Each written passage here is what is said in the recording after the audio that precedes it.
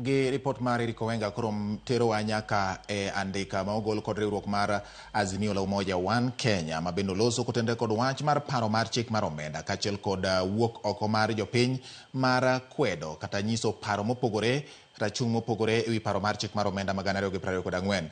Odani mondo mi nyisi moko kuom gik ma Azimio la Umoja One Kenya oketo e mesa kod dwaro margi e kinde makoro jood bura emeng'iyo e kinde magibiro nono kendo puodho kata wito oko paro mar chik mar omenda magana 2024 nyakoromogi. Mae kaka kweth mar Azimio la Umoja One Kenya ondiko kotende kod weche mag paro mar chik mar omenda magana 2024. Ote mar Azimio liet mowuok kuom jopiny kod kweth maketo sirikal tesre omiyo tend Kenya Kwanza ogolo moko kuom kidienje mag usuru magalagala. Azimio wacho ni liet mowuok kuom jopiny kachiel kod kweth maketo piny owacho tesre koro miyo sirikal okaw okang' mar golo moko kuom kidienje mag paro mar chik mar omenda mani dhi kelo osuru moko magalagala magikia korgi gatachi. Kasto bende e ote mar Azimio wago erokamano ne jopiny kuom wuok oko mar kwedo paro mar chik mar omenda. Ma kotende kod ng'anyo manobedo kawuono kama jopiny ne nitiere e ndara kendo giwacho ni ma onyiso ni jopiny go ne ochung' ne kedo ne ratiro margi kendo Azimio go ne giero kamano kotende kod wachno Nyakaramogi.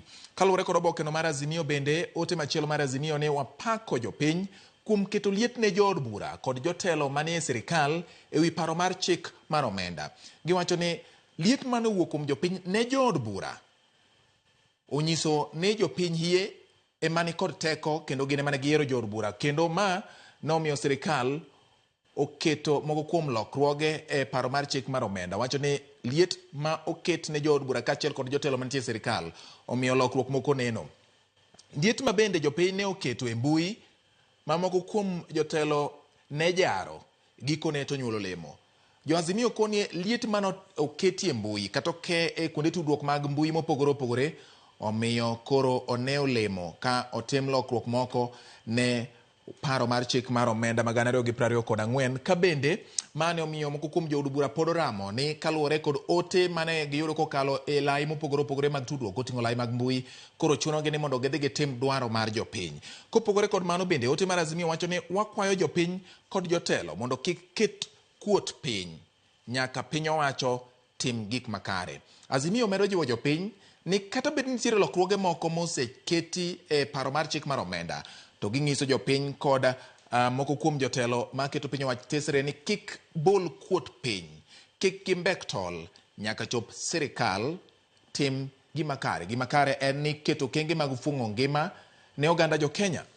Kopogore kod mano Nyakaramogi bende ote mar Azimio lokruok ma piny owacho ne otimo e paro mar chik kawuono ni nyiso ni chal ka gima gitugo gi wi jopiny.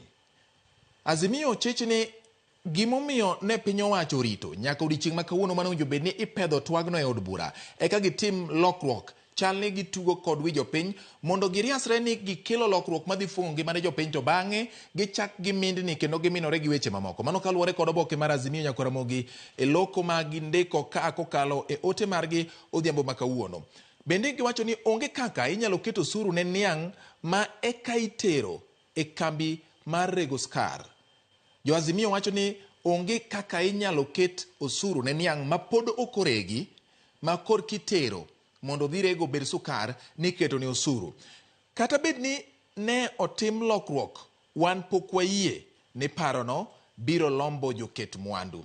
Jo Azimio chich ni kata bed ni lokruok no tim to joket mwandu madawuok e pinje maoko mabiro keto mwandu e pacho ka lokruok mano tim go ok dhi kelo thuolo kata fung'ruok ne joma gombo keto mwandu e pacho ka mondo gibed jogo molombi kod lwasi makare mar timo ohala. Giwacho ni paro mar chik kata bed ni lokruok no ket e paro mar chik mar omenda to gik manoloki go ok nyal lombo joket mwandu mathoth donjo e pacho ka.